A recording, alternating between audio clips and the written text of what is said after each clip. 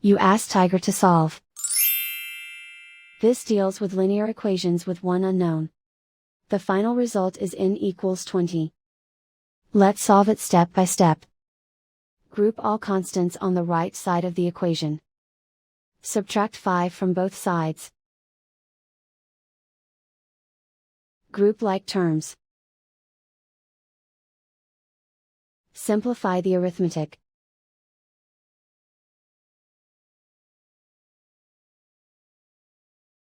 Isolate the n. Multiply both sides by 4. Group like terms.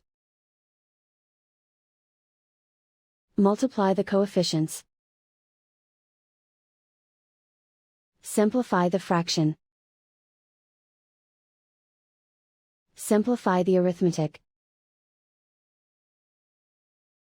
And so the final result is n equals 20.